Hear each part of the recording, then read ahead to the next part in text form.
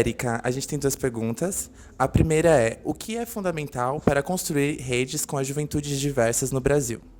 Eu acho que o que é fundamental é transformar essa construção em interessante para os jovens. Os jovens têm uma atenção muito dissipada, eles têm muito pouco contato com o debate político e todas as temáticas sociais. Eu sinto que isso vem mudando um pouco, a gente tem visto cada vez mais jovens, mas a gente fala de um espectro de bolha. Quando a gente sai para a grande sociedade, para o macro, essa não é uma realidade. Então eu acho que quando a gente vai fazendo com que esses espaços sejam leves, sejam divertidos, tenham coisas e elementos que eles gostam. Então, para falar de política e para falar de temas sociais, não precisa ser uma coisa chata, sentada, lá. Pode ter muitas formatações que o jovem vá para lá, talvez num primeiro momento, não pelo debate, mas pelo encontro com os amigos, pela música que vai tocar, pela apresentação cultural que vai ter naquele rolê, e ali a gente faz essa captação, a gente introduz ao mesmo tempo debates e temas que são importantes para que eles reflitam, para que eles pensem. E eu acho que também para o jovem a gente não pode ter uma sentença pronta, porque a sentença pronta às vezes assusta o jovem, porque o jovem é muito dono da verdade. Essa é uma fase da vida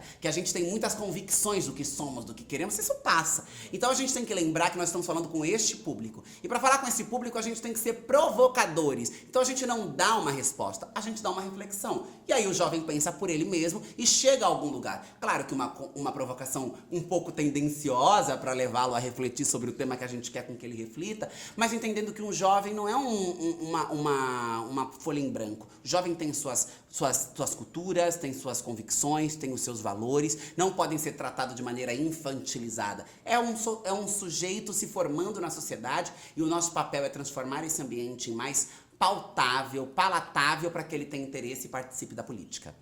Muito obrigada. A segunda pergunta é: o que pode ajudar a juventude a se reconhecer pertencente na política? Eu acho que o que pode ajudar a juventude a se reconhecer pertencente na política é se ver nela.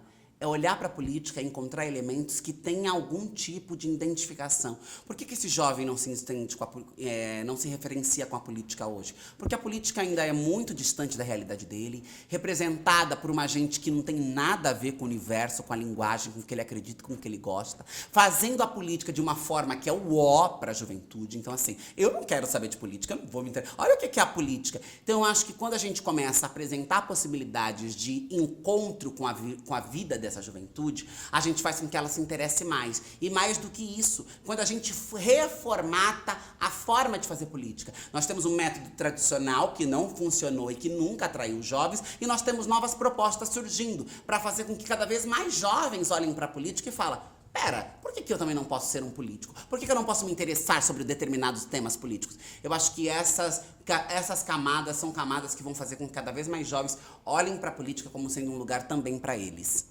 Posso fugir do roteiro e fazer uma pergunta muito breve? Qual é o seu sonho para a juventude comunicadora do Brasil daqui para frente? Enfim, você tem algum sonho em relação a isso? Olha, eu espero que a juventude comunicadora possa ser o nosso antídoto, o nosso contragolpe, a ponta de lança contra a comunicação que ocorre na extrema-direita. A esperança de mudança está nas mãos dos jovens comunicadores. São eles que nos mostrarão qual é o caminho que deve ser percorrido, qual é o método e a linguagem que deve ser aplicada para que nós possamos frear as máquinas de destruição da vida deles e da democracia. Essa é a minha esperança. Eu torço muito para que o futuro seja glorioso e que esse futuro glorioso seja produzido, pensado pela mão dessa juventude comunicadora, que vai ser o contragolpe, que vai ser a paralisação dessas máquinas poderosíssimas que estão do lado de lá e que ainda hoje a gente patina. Mas o frescor da juventude, as vivências da juventude, com certeza podem ser um elemento essencial para barrar o ódio e a violência da extrema-direita, que muitas vezes se utilizam dos espaços de comunicação para ganharem a sua força. Muito obrigada, Érica. Em nome da Viração, a gente agradece muito a sua participação e as suas palavras. Obrigada, mana. É nóis.